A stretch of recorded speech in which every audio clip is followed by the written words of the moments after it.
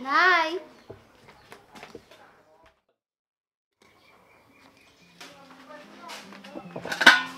Wala pang ulam. Nay!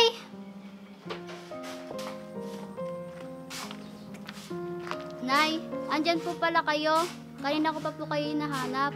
Pasensya ka na anak, hindi kasi kita marinig. Bakit mo ba ako tinatawag? Nay, nagugutom na po kasi ako. Kaso, wala pa naman po tayong ulam. Naku, nakalimutan kong bumili anak.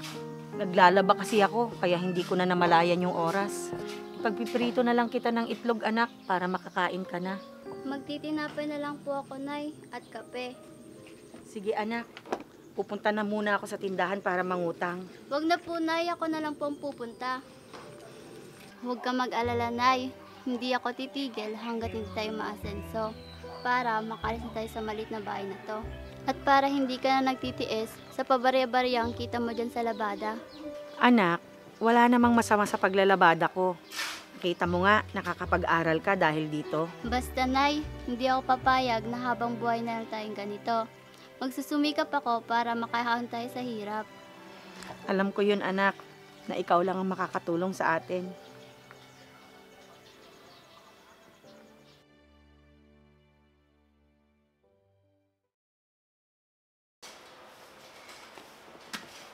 Oh anak, mukhang pagod na pagod ka. Oo, Nay. Ang dami kasing ginawa sa opisina. Teka, ipaghahanda na kita para makakain ka na. Wag na, Nay. Kumain na po ako sa opisina kanina. Ah, ganun ba? Eh bukas, may pasok ka ba? Para makapagpahinga ka naman. Wala akong day off bukas, Nay. Kulang ang sasahurin ko kung hindi ako papasok bukas. Sa dami ng bayarin dito sa bahay. Pasensya ka na anak ha. Simula kasi nung naoperahan ako, hindi na kita natutulungan. Ayos lang yun, Nay. Tsaka gusto ko rin makaalis tayo dito sa lugar natin. Kaya nagtatrabaho ako ng mabuti. Ikaw naman kasi anak, ayos naman tayo dito sa tinitirhan natin, di ba? Bakit gusto mo pa ring lumipat? Nay, sa inyo, ayos lang. Pero sa akin hindi. Ayokong habang buhay tayong mahirap. Gusto ko naman maranasan ninyo ang ginhawa habang malakas pa kayo. Salamat naman anak kung ganon. Sige, Nay. Magpapahinga na muna po ako. Sige anak.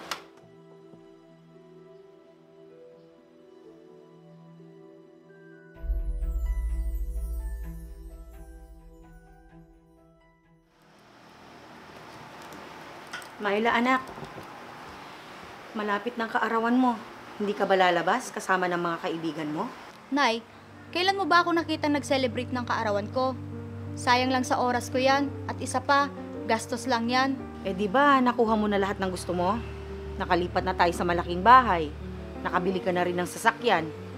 Dapat paminsan-minsan, nililibang mo rin yung sarili mo. Kapag nagsaya ba ako, madadagdagan ba ang pera ko? Di ba hindi? Kaya mas mabuti, mag-focus na lang ako sa pagpapayaman kaysa unahin ng mga bagay na wala namang kwenta. Ikaw ang bahala, anak. Iniisip ko lang kasi na sana enjoyin mo yung buhay mo habang bata ka pa. Wala akong panahon sa mga yan, Nay. Sige na, Nay. Kuhanan mo na lang ako ng pagkain.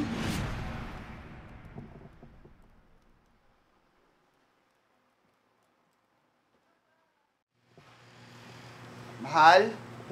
O, mahal, pasok ka.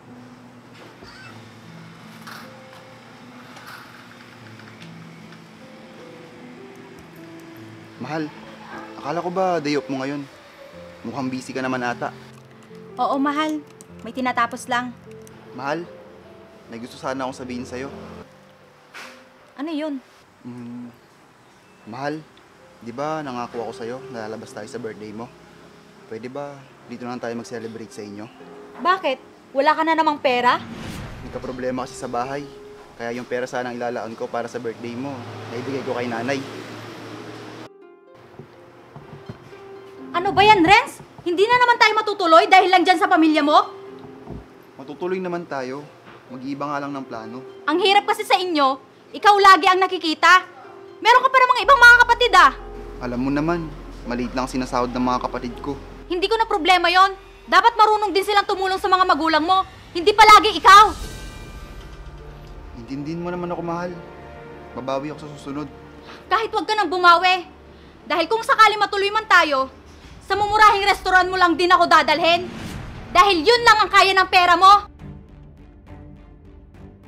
Umuwi ka na nga lang. Nasayang lang yung araw ko ngayon dahil sa'yo. Mahal,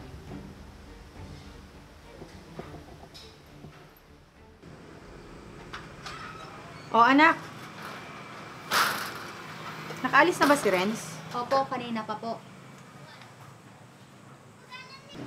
Anak, kasanang magagalit. Nasira ko yung panlinis natin sa sala. Nakasira ka na naman, Nay? Ano ba naman yan, Nay? Sinabi ko na kasing kumuha na lang tayo ng katulong para hindi ka na mahirapan sa mga gawain dito sa bahay. Malakas pa naman kasi ako, anak. Oo, malakas pa kayo, Nay. Pero ilang gamit pa ang masisira nyo bago kayo masanay? Pagpasensyahan mo na ako, anak. Hindi ko naman sinasadya. Gaya ng washing na nasira mo dati. Magkano ang halaga nun? Sumusobra ka na, Myla! Baka nakakalimutan mo! Nanay mo pa rin ako! Oo, hindi ko nakakalimutan yun, Nay. Pero sana wag niyong kalimutan kung sino nagpapasok ng pera dito sa bahay.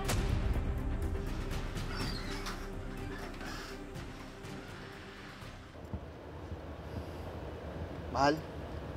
Pwede mo ba akong pahiramin ng pera? Ano? Saan mo na naman gagamitin ng pera? Naalala mo nung hindi tayo natuloy nung kaarawan mo? Dahil pinahiram ko yung pera kay nanay. Oh, ano naman kinalaman ko dyan? Kulang pa kasi yung pera para sa pagpapagamot kay nanay. Kaya kung pwede, sana makahiram ako sa'yo. Ano ba naman yan, Renz? Ikaw lang bang anak ng nanay mo? At ikaw lahat ang sumasalo sa lahat ng gastos? Ibigay na rin yung mga kapatid ko, pero kulang pa rin talaga. Yan na nga bang sinasabi ko eh. Kontento na kasi kayo sa maliit na sinasahod nyo. Kaya kapag may gastusin, namumirwisyo kayo ng ibang tao. Alam mo namang hindi ako manghihiram sa'yo kung hindi talaga kailangan. Ay nako, Renz. Paano ka na kung wala ako? Baka mamatay ng dilat ang nanay mo dahil wala kayong pera. Hindi mo naman kailangan magsalita ng ganyan, Myla. Magulang ko ang pinag-uusapan dito. Alam ko. At alam kong kailangan mo ang pera ko para dyan sa nanay mo. Kaya pwede ba? Huwag mo akong dramahan. Magkano bang kailangan mo para matapos na tong usapan na to? Hindi na, Myla. Sa'yo na yung pera mo. Akala ko pa naman maintindihan mo ako sitwasyon ko. Pero hindi pala. Nagkamali ako. Kuya, pakinto kayong sakyan. Sige, umalis ka. Tignan ko lang kung mapagamot mo pa yung nanay mo.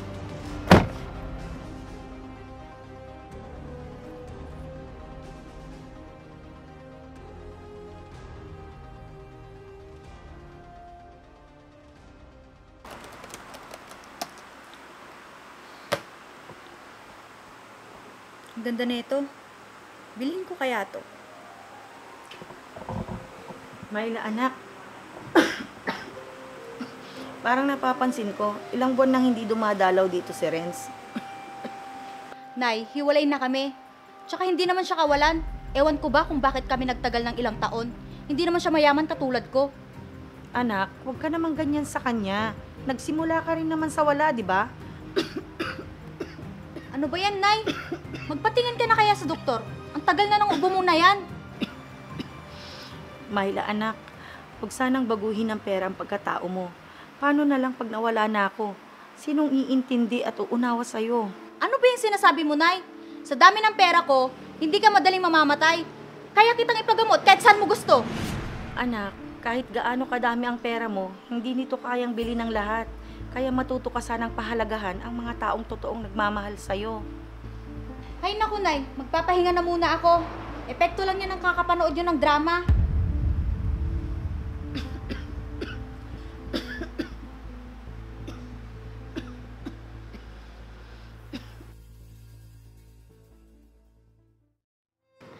Nay, sana mapatawad niyo ako.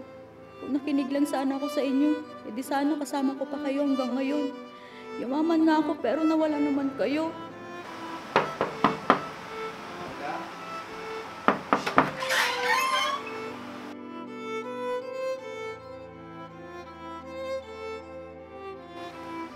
Renz, wala na si nanay.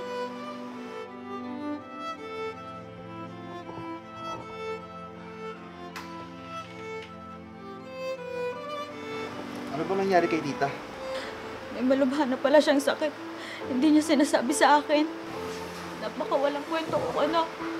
Hindi ko man lang namalayan na may dinadamdam na pala si nanay. Huwag ka naman mag-isip ng ganyan. Hindi mo naman ginusto ang nangyari kay tita Kay. Masyado kong tinuon ng oras ko sa pagpaparami ng pera. Kahit ganun pala karami ang pera ko, hindi mo ibabalik ang buhay ng nanay ko. Nasaan pa ang mga pinaghirapan ko? Huwag mo naman sisihin ang sarili mo. Wala na si Nanay Renz. Mag-isa na lang ako sa buhay. Nandito pa ako, Myla. Hindi kita iiwan. Dapat naglaan ako ng oras kay nanay. Dahil simula nung dumami ang pera ko, nakalimutan ko nang may magulang pala ako. Hindi pa naman uli ang lahat, Myla. Pwede mo pang baguhin ang sarili mo. Sigurado ako, pag nangyari yun, si Tita Kay ang unang matutuwa sa langit. Salamat, Renz. Kahit ang dami kong masasakit na salita na sinabi sa'yo, nandito ka pa rin para damayan ako. Kaya huwag ka na malungkot. Sigurado naman ako, nasa maayos na lugar ang si Tita Kay. Kasama niya ang tatay mo.